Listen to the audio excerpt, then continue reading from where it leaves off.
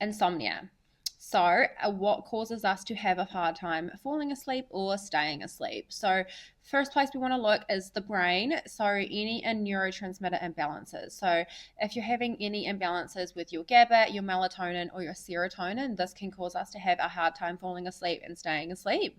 If you have any issues with your detox pathways, so our body does like to detox between 2 a.m. to 4 a.m. So if you have a lot of toxins that are built up, it is possible that this is waking you up in the middle of the night. Really important to get support on board for the detox pathways, which we always focus on in the foundation labs. Another area we want to look at is your hormones. So when we run a Dutch, it shows us any hormonal imbalances. If you have low progesterone, this can contribute to sleep issues. If you have any issues with your adrenals. So on the Dutch test, you get a picture of your adrenals and how your cortisol is looking. So if you have a cortisol spike, which can be from a couple of different things, if you're sleeping in really late, you might need to wake up earlier so you're more tired when it comes to nighttime. If you're sleeping in till say 10 or 11 and then it comes to nighttime, generally you're going to stay up later until you can fall asleep. We want to make small changes there. So we don't want to extend our wake up time by 3 hours because that's just going to exhaust us. We want to make it so it's easy to attain. So if you shift your wake up time by half an hour each day, this should be achievable. Another reason for a cortisol spike is pathogens in the gut. If you have any pathogens in your gut,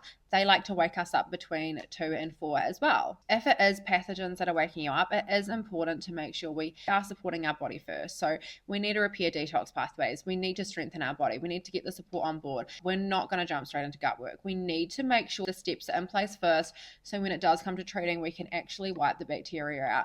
Otherwise, the toxins are just going to load up more and it's going to cause more issues overall, and it's also not going to help your insomnia.